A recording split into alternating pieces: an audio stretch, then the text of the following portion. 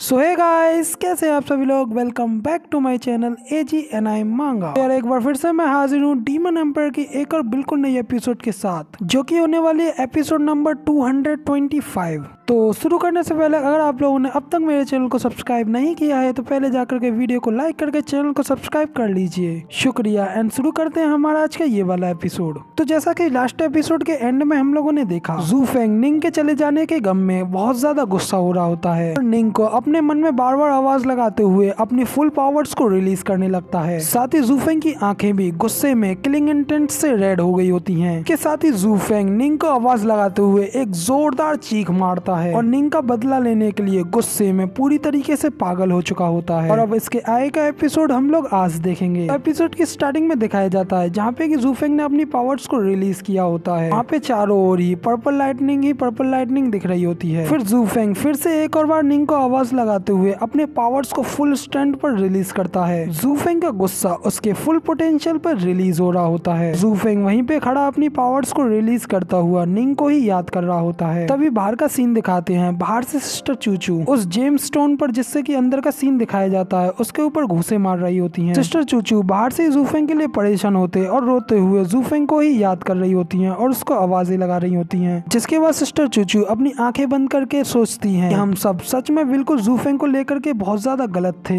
वो सिर्फ अकेला ही है जो कि निंग के चले जाने के बाद उसके लिए सबसे ज्यादा दुखी है और यहाँ पे सिर्फ वही है जो कि सबसे ज्यादा हर्ट हुआ है। उसने सबसे पहले हम लोगों के सामने अपने दुख को दबाने के बारे में सोचा और होंगफू किंगटियान से लड़ने के लिए जाने से पहले उसने सबसे पहले हम लोगों को सुरक्षित बाहर निकालने के बारे में सोचा। इधर दूसरी ओर जू फेंग को इतना ज्यादा गुस्सा होते हुए देख करके यूनहाई कहता है कि मैंने आज से पहले ब्रदर जू को इतना ज्यादा अपने कंट्रोल को लूज करते हुए नहीं देखा। तभी इधर ये बात सुन करके सिस्टर जिया भी काफी ज्यादा दुख हो रही होती है। यूनहाई कहता है कि बिग ब्रदर जू हमेशा से ही बुद्धिमान और एकत्रित रहे हैं, एक इंडोमिनेंट माउंटेन जो कि बिल्कुल एक सच्चे लीडर की तरह है। और मैंने तो कभी वास्तव में ये एक्सपेक्ट भी नहीं किया था कि बिग ब्रदर जू के अंदर भी उनकी कोई वीकनेस उनके पक्ष में होगी। तभी मिस जिया कहती हैं कि सच में कितना ज्यादा दर्द सह रहा होगा उसका दिल।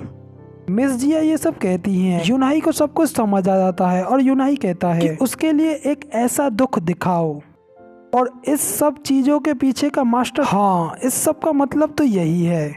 इस सब के पीछे शुरुआत से ही रीजेंट स्टेट का हाथ है। यूनहाई सर लैंग और मास्टर होंगफू की ओर ही देख रहा होता है कि तभी सर लैंग प्राइम मिनिस्टर यूजी जेंगफेंग से कहते हैं कि प्राइम मिनिस्टर आपने थोड़ी देर पहले कुछ कहा था। तभी प्राइम मिनिस्टर यूजी जेंगफेंग भी कहते हैं, हाँ हमेशा से ही एक हीरो एक प्रिंसेस के प्यार में पड़ जाता है। प्राइम मिनिस्टर यूजी जेंगफेंग कहते हैं कि मैंने ये कभी उम्मीद नहीं की थी कि इस तरीके के एक सतर्क बच्चे को किसी एक तरीके के क्लिच में लपेटा जाएगा। इसीलिए सच में ये काफी ज्यादा शर्म की बात है। सरलैंग यूजी जेंगफेंग से कहते हैं कि हाँ ये सब उसके सिर्फ पागल नेचर के ऊपर ही डिपेंडेड है और उसके मरे हुए हर्ट के कारण है कि जब एक आदमी उसके सभी इरादों और उद्देश्यों में कोई भी कमजोरियां नहीं होती हैं तो वो एक सबसे सरल तरीके से ही अपना दिमाग पूरी तरीके से खो देता है। सरलैंग कहते हैं कि जब कोई इमोशनल पीपल एक्साइटेड होता है तो वो अपने रिएक्शंस को नॉर्मली प्रिटेंड करता है, लेकिन जबकि वो अंदर से पूरी तरीके से मर चुके होते हैं और उस वक्त सिर्फ एक छोटी सी चिंगारी ही उन लोगों को पूरी तरीके से भड़का और तबाह कर सकती है। इधर तभी सरलैंग की ये सारी बातें सुन करके यूजी जेंगफेंग सीधा वापस से अंदर जू फेंग की ओर देखने लगते हैं और फिर तभी फिर से अंदर का सीन दिखाया जाता है। जू फेंग एक जोरदार चीख मारते हुए होंगफू किंगटियान को आवाज लगाता है, जबकि जू फेंग की चीख में इतना ज्यादा प्रेशर होता है कि उसके प्रेशर को देख करके सर लैंग और मास्टर होंग भी काफी ज्यादा घबरा जाते हैं। और फिर इधर तभी फिर से जू फेंग एक जबरदस्त स्टैंस लेता है, वहां से अपनी जबरदस्त पर्पल लाइटनिंग को रिलीज करते और उन पत्थरों को तोड़ते हुए चिल्लाते हुए कहता है कि होंगफू किंगटियान तुम आज मेरे हाथों से मरने वाले हो। इतना कह करके जू फेंग तेजी से होंगफू किंगटियान की ओर उड़ जाता है। जैसे कि देख बाहर से सिस्टर चूचू जूफेंग के लिए और भी ज्यादा परेशान होते हुए कहती हैं कि जूफेंग प्लीज उधर मत जाओ, तुम पहले से ही जानते हो कि वो सिर्फ एक ट्रैप है। सिस्टर चूचू जूफेंग के लिए काफी ज्यादा परेशान होते हुए और पूरी तरीके से टूटते हुए कहती रहती हैं कि प्लीज जूफेंग मत जाओ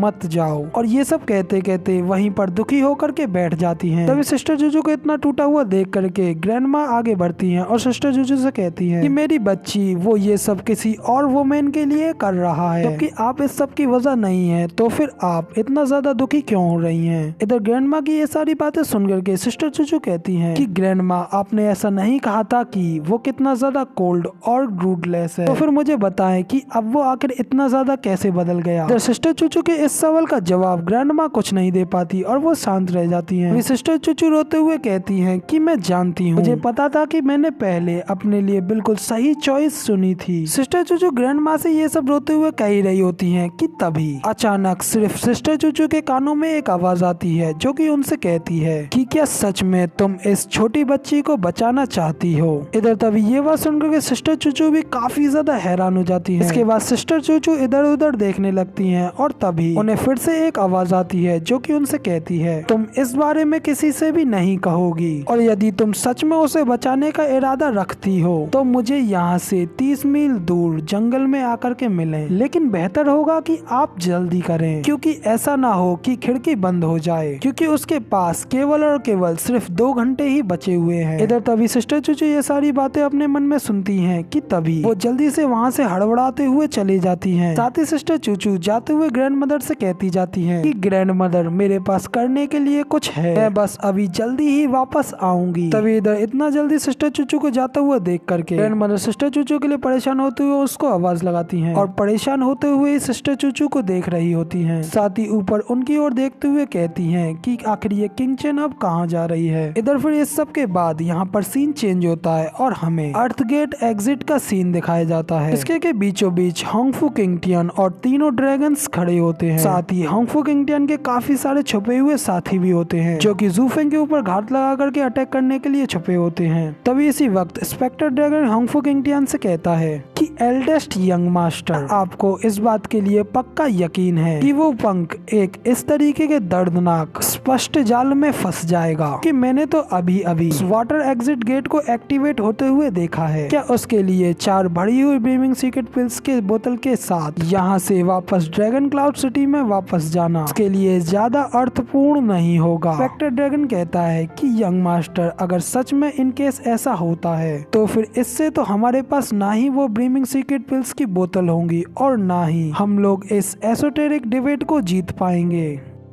जिससे कि हम लोग पूरी तरीके से इस टाइम को लूज। स्पेक्टर ड्रैगन की ये सारी बातें सुनकर के होंगफू किंगटियन हंसते हुए उससे कहता है कि ना समझ मूर्ख हो, मैं पहले ही इस बात के ऊपर जोर दे चुका हूँ कि हमारा सबसे ज्यादा मुख्य उद्देश्य क्या सिर्फ और सिर्फ जूफेंग और सिर्फ जूफेंग की मौत ही है, जो कि हमारे लिए सबसे ज्यादा मैटर रखती है। इसके अलावा कोई भी चीज हमारे लिए कोई भी मैटर नहीं रखती है। होंगफू किंगटियन ये सब उन सभी लोगों से कह रहा होता है कि तभी आसमान से पर्पल लाइटनिंग के बादलों को आते हुए दिखाया जाता है, लेकिन होंगफू किंगटियन अभी भी उन लोगों से कह रहा होता है कि और सबसे बढ़कर सर्लैंग कभी भी गलत नहीं होते, वो दूसरे लोग भले ही वापस लौट सकते हैं लेकिन जूफेंग वो बिल्कुल भी वापस नहीं लौटेगा। होंगफू जूफेंग का नाम लेता ही है कि तभी एक जोरदार बड़ा सा पर्पल लाइटनिंग का एक बादल अपनी पर्पल लाइटनिंग थंडर से चमकता है, जिसे कि अपने ओर आता हुआ होंगफू किंगटियन और बाकी सभी लोग भी देख रहे होते हैं। तभी होंगफू हंसते हुए कहता है कि तो फिर फाइनली आखिर जूफेंग यहाँ पे आ ही गया। लेकिन होंगफू के इतना कहते ही हमारा ये वाला एपिसोड यहाँ पर कंप्लीट होता है। अब इसका नेक्स्ट पार्ट देखने के लिए जल्दी से वीडियो को लाइक करके चैनल को सब्सक्राइब कर दीजिए। साथ ही कमेंट करके जरूर बताना कि आपको हमारा ये वाला एपिसोड कैसा लगा। इसी के साथ मैं मिलता हूँ आपसे जल्दी से इसके नेक्स्ट एपिसोड में।